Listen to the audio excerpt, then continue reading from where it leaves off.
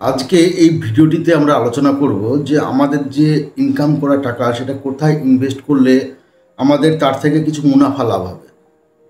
আমাদের প্রত্যেকের কাছে কিছু না কিছু সেভিংস থেকেই থাকে যারা আমরা ইনকাম করি। কারো কাছে 5 থেকে 10 লাখ, কারো কাছে 1 থেকে 2 লাখ, কারোর কাছে 50 থেকে 1 লাখ, অথবা কারো কাছে 10 থেকে 20,000। কিন্তু আমরা জানি না যে কোথায় ইনভেস্ট করলে আমাদের সেই টাকায় থেকে টাকা ইনকাম করা যাবে। চলুন আজকে সেটা নিয়ে আমরা আলোচনা করব। প্রথমেই বলবো, আপনি যদি টাকা খাটিয়ে টাকা ইনকাম করতে চান তাহলে প্রথম আইডিয়া হচ্ছে ব্যবসা। ব্যবসা কথাটা শুনতে খুব সহজ, কিন্তু ব্যবসা করাটা কিন্তু খুব একটা সহজ জিনিস নয়। চলুন এই প্রসঙ্গে ছোট্ট একটা গল্প বলি আপনাকে। তো দিল্লির একটা স্কুলে একটা সেমিনার চলছিল। সেখানে একজন শিক্ষক তার ছাত্রদেরকে জিজ্ঞেস করছেন, আচ্ছা তোমাদের কাছে কোনটা সহজ, বিজনেস না চাকরি? তো ছাত্ররা না ভেবেই সঙ্গে সঙ্গে উত্তর দিয়েছিল যে বিজনেস করাটা খুবই রিস্কি। সেই একই শিক্ষক একজন বিজনেসম্যানকে সেম প্রশ্নটাই করেছিলেন যে আপনার কাছে কোনটা রিস্কি, বিজনেস না চাকরি? বিজনেসম্যান সঙ্গে সঙ্গে উত্তর দিয়েছিলেন, দেখুন চাকরিটা আমার কাছে বেশি রিস্কি মনে হচ্ছে, কিন্তু বিজনেস না করাটা আমার কাছে আরও বেশি রিস্ক। আমি চাইবো বিজনেস করে আরও বেশি পপুলার হতে। কারণ আপনি যদি কোথাও চাকরি করেন, হতে পারে আজকে আপনি মোটা মাইনে পাচ্ছেন, কিন্তু এমন নমুনা তো অনেক রয়েছে যেখান থেকে চাকরি থেকে বরখাস্ত করা হয়েছে বা চাকরি হারিয়ে গেছে। সে প্রাইভেট কোম্পানি হতে পারে, সরকারি এমপ্লয় হতে পারে। কিন্তু ব্যবসা তো কখনো আপনাকে এভাবে ডুবিয়ে দেবে না যদি আপনি সঠিকভাবে সেটা করতে পারেন।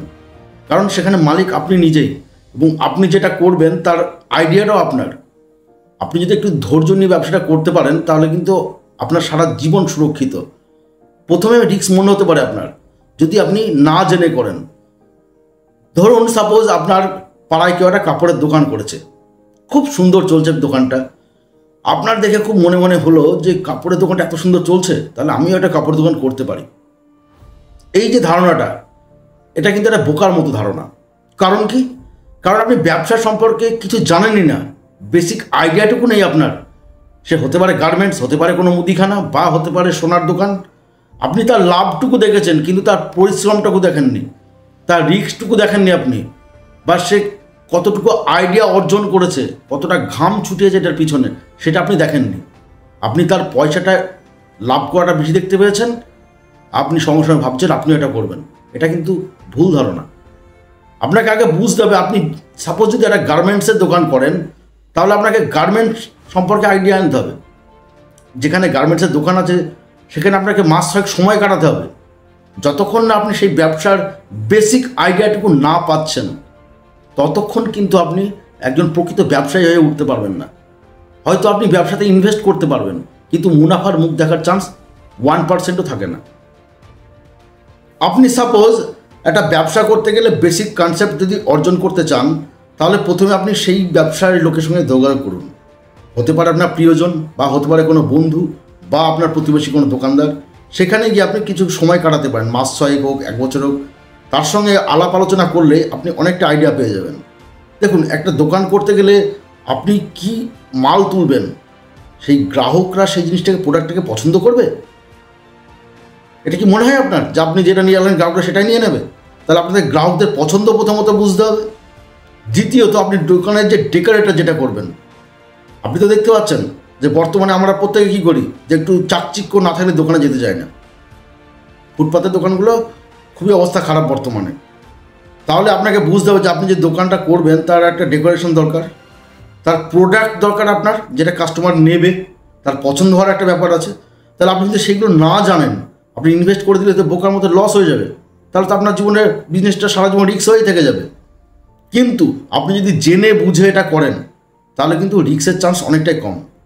ব্যবসার জন্য আপনাকে প্রথম যেটা মূলধন, সেটা হচ্ছে আপনার সময়। ব্যবসার জন্য প্রথম মূলধন হচ্ছে আপনার সময়। আপনাকে সময় দিতে হবে ব্যবসার জন্য। ব্যবসা কিন্তু একদিনের জিনিস নয়। আপনি চাকরি করলে মাসে একটা স্যালারি পাবেন, 50,000 হতে পারে, 60,000 হতে পারে, বা 1 লাখ টাকা হতে পারে। কিন্তু ব্যবসা হচ্ছে এমন একটা জিনিস, আপনি আজকে 1 লাখ টাকা ইনকাম করতে পারেন, কালকে 10,000 টাকাও হতে পারে, পরের মাসে আবার 10 লাখ টাকাও ইনকাম করতে পারেন। আর শুধু আপনার যে ক্যাপাসিটির উপর নির্ভর করছে ব্যবসার উন্নতি। যদি আপনার মধ্যে সেই সাহস থাকে, যদি ব্যবসা সম্পর্কে ধারণা থাকে, তাহলে আপনি ব্যবসা শুরু করতে পারেন। দ্বিতীয়ত বলবো রিয়েল এস্টেট। দেখুন, ব্যবসা জিনিসটা অনেকেই পছন্দ করে না, কিন্তু যারা বিদেশে আছে তাদের পক্ষে আবার ব্যবসা করাটাও অসম্ভব, এটা মাথায় রাখতে হবে। কারণ ধরুন আপনি বিদেশে পরিযায়ী শ্রমিক হিসাবে বহুদিন ধরে কাজ করছেন, হতে পারে আমাদের ভিন রাজ্যে অথবা অন্য কোনো রাষ্ট্রে। সেক্ষেত্রে আপনি একটা অর্থ ইনকাম করে বাড়িতে দিয়ে দিচ্ছেন, কিন্তু আপনি জানেন না টাকাটা কোথায় যাচ্ছে। তাহলে আপনি যদি সেভিংসটা না করেন তাহলে আগামী দিনে আপনার ভবিষ্যৎ কী হবে, এটা তো আপনাকে বুঝতে হবে। আমরা প্রথমেই কী ভাবি যে আমরা বাড়ির জায়গা কিনতে পারি, একটা ফ্ল্যাটের জায়গা কিনতে পারি, কিন্তু এক্সট্রা কোনো জায়গা আমরা পছন্দ করি না, বা এক্সট্রা জায়গা কেনার কথাও মাথায় আনি না। যে আমাকে বাড়ির জায়গা ছাড়াও একটা যদি জায়গা পাই সেটা যে কিনে রাখা দরকার, সেটা কিন্তু আমরা ভাবি না। আমরা সেটাকে বোঝা মনে করি, বা মনে করি ওটা আমার জিনিস নয়। রিয়েল এস্টেট কথাটা কিন্তু শুধুমাত্র ধনীদের জন্যই নয়। ধরুন আপনার কাছে 5 থেকে 10 লাখ টাকা রয়েছে, আশেপাশে আপনার যারা গ্রামাঞ্চলে বসবাস করছেন অথবা মকরস্থলে বসবাস করছেন, আপনি একটা ফলো আপ করে দেখবেন আশেপাশে প্রচুর জায়গা বিক্রি হয়। কোনোটা বেশি দামে হয়, কোনোটা কম দামে হয়, সেটা লোকেশন অনুযায়ী। আপনি যদি একটু তাদের সঙ্গে যোগাযোগ রাখতে পারেন তাহলে সেই ছোটোখাটো একটা জায়গা আপনি কিনে নিতেই পারেন। এবং বর্তমান সময়ে দাঁড়িয়ে যদি সেই জায়গাটা কিনে রাখেন তাহলে আগামী 10 থেকে 15 বছর পর আপনার কিন্তু লস হবে না। আপনার কি মনে হয় যে আজকে যে জায়গাটা কিনছেন 10 লাখ টাকায় বা 20 লাখ টাকায়, সেই জায়গাটা 10 বছর পর আর দাম কমে যাবে?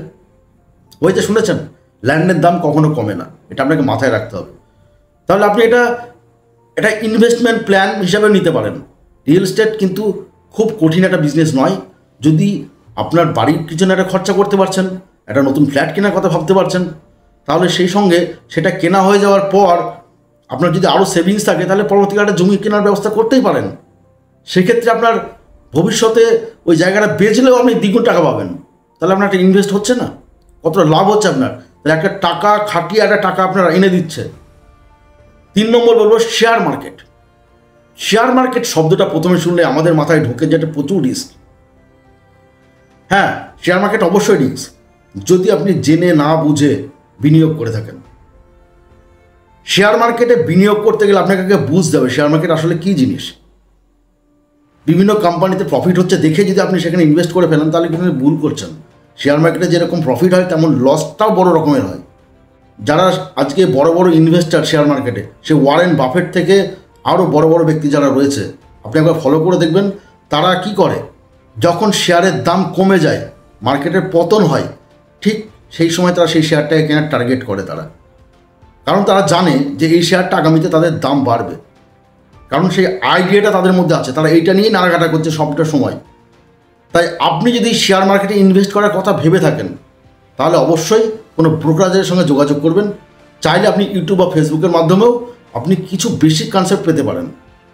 বেশিরভাগ ক্ষেত্রে আমাদের কি হয়, ধরুন আমরা ম্যাক্সিমাম আড্ডার ক্ষেত্রে বন্ধুদের সঙ্গে আড্ডা মারি আমরা সবাই, তো সেখানে আড্ডা গল্প করতে করতে দেখা যায় কোনো বন্ধু হয়তো শেয়ার মার্কেট ফোনে চেক করছে যে মার্কেটে কেমন আছে দেখে নিই, বা আড়ালেই দেখছে।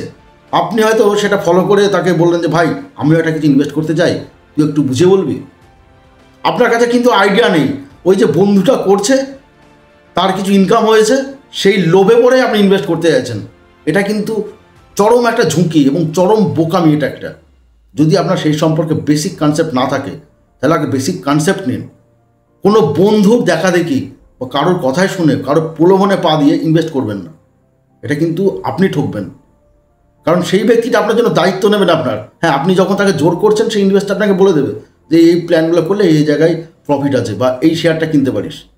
আপনাকে বুঝতে হবে যে আপনার জন্য কোনটা পারফেক্ট, কোনটা আপনাকে লাভ এনে দেবে, এবং এটা কিন্তু একদিনে বুঝতে পারবেন না। এর জন্য আপনাকে টাইম দিতে হবে, হতে পারে 2 মাস 3 মাস 4 মাস। টাইম দেওয়ার পরে এটা আপনি শিখতে পারবেন। তো প্রথমে যদি আপনি ইউটিউব বা ফেসবুক থেকে একটা বেসিক কনসেপ্ট নেন, পরবর্তীকালে আপনার আশেপাশে দেখতে পাবেন অনেক ব্রোকারেজ রুম রয়েছে যেখানে মিউচুয়াল ফান্ডের শেয়ার কেনা বেচা হয়, বিভিন্ন এজেন্ট রয়েছে। তো সেখানে বসেও আপনি দীর্ঘদিন যদি তাদের সঙ্গে সময় কাটান, হতে পারে 6 মাস বা 1 বছর, তো সেই সময় কাটাতে থাকলে দেখবেন একটা আলোচনা হয় তাদের মধ্যে, কোন শেয়ারে লাভ হচ্ছে, কোথায় ইনভেস্ট করছে, বিভিন্ন ধরনের কাস্টমার তাদের কাছে আসে। তো আপনি যদি সেই আলোচনাটাকেও শোনেন, তাহলে আপনি বুঝতে পারবেন যে আপনার কোথায় লাভ হতে পারে, কি করলে লস হতে পারে। আর একটা বেসিক কনসেপ্ট অটোমেটিক পেয়ে যাবেন এবং ইন্টারেস্ট আপনার মধ্যে থেকে অটোমেটিক চলে আসবে। তো আপনি শেয়ার মার্কেটে ইনভেস্ট করতে গেলে আপনাকে প্রথমেই বলবো আগে এই সম্পর্কে একটা বেসিক আইডিয়া নিন। এখানে যেরকম প্রচুর লাভ আছে তেমন প্রচুর লসও আছে। তো আপনি যদি জেনে বুঝে ইনভেস্ট করেন সেক্ষেত্রে শেয়ার মার্কেটে একটা ভালো অপশান। ফোর্থ বলবো গোল্ড। দেখুন, বর্তমানে যারা বিদেশে আছেন পরিযায়ী হিসেবে, যারা কাজ করছেন বিভিন্ন রাষ্ট্রে বিভিন্ন রাজ্যে, তারা ইনকাম করে সেই টাকাটা বাড়িতে পাঠিয়ে দিচ্ছেন সংসার চালানোর জন্য। সংসারের লোকজন কী করছে, তারা কিন্তু জানে না যে আপনি সেভিংস করে পাঠাচ্ছেন নাকি পুরোটাই পাঠিয়ে দিচ্ছেন। যদি আপনি পুরোটা পাঠিয়ে দিন সেক্ষেত্রে আপনি বোকামি করছেন আমি বলবো। কেন বলবো? কারণ আপনি ধরুন যে টাকাটা পুরোটা পাঠাচ্ছেন, আপনার যে বাড়ির লোক তিনি তো নাও সেভিংস করতে পারেন, তিনি তো নাও গুছিয়ে রাখতে পারেন, তিনি সংসারের কাজেই তো সম্পূর্ণটা ব্যয় করে দিতে পারেন। তাহলে তো আপনার লস, তাহলে তো সারা জীবন আপনাকে সেই শ্রমিক জীবনে কাটাতে হবে। কিন্তু আপনি যদি সেই টাকা থেকে অল্প অল্প করে সোনা কেনেন তাহলে জানবেন আগামী দিনের ভবিষ্যৎ আপনার উজ্জ্বল। আপনি সামান্য একটা জিনিস ফলো করুন, এই যে রাশিয়া ইউক্রেন যুদ্ধ চলছে, এই যুদ্ধ চলাকালীন বা কোভিডের সময় থেকে হিসাব করুন, আজ থেকে 4-5 বছর আগে সোনার দাম কী ছিল আর বর্তমানে সোনার দাম কী, একটু নিজে ক্যালকুলেশন করলেই বুঝতে পারবেন যে আপনার এতে লাভ আছে না লস আছে। সবচেয়ে বড় কথা হচ্ছে আপনি জায়গা জমি যাই কিনুন না কেন সঙ্গে সঙ্গে বিক্রি করতে পারবেন না যদি আপনার আর্জেন্ট কোনো কিছু আপদে বা বিপদে দরকার লাগে। কিন্তু সোনা হচ্ছে এমন একটা সম্পদ আপনি চাইলে 1 ঘন্টার মধ্যে বিক্রি করে দিতে পারেন এবং তার বিনিময়ে কিছু অর্থ আপনি ক্যাশ হিসেবে পেয়ে যেতে পারেন, যেটা জায়গা জমির ক্ষেত্রে সম্ভব নয়। তো সোনা হতে পারে একটা ভালো অপশান। এবং জানবেন স্বর্ণ যারা ছোট ছোট করে ইনভেস্ট করছে তাদের কিন্তু লস নেই। সোনা কেনা মানে এরকম না যে প্রচুর টাকা ইনভেস্ট করতে হবে এমনটা নয়। তো আপনাকে আজকে যে 4টি প্ল্যান বললাম এই 4টি প্ল্যান দেখুন, খুব বেশি ইনভেস্ট লাগে না বা খুব বেশি টাকা আপনাকে এর জন্য খরচ করতে হয় না। ছোট ছোট করে ইনভেস্ট করতে শুরু করলে আপনার আগামী ভবিষ্যৎ কিন্তু আরও উজ্জ্বল। এবং আগামী ভিডিওতে আমরা আলোচনা করব 10 থেকে 12,000 টাকা দিয়ে কী ইনভেস্ট প্ল্যান করা যায়। তো ভিডিওটি ভালো লাগলে অবশ্যই লাইক কমেন্ট শেয়ার করার অনুরোধ রইল এবং এই ধরনের আরও ভিডিও পেতে আমাদের চ্যানেলটি সাবস্ক্রাইব করে আমাদের পাশে থাকবেন। ধন্যবাদ।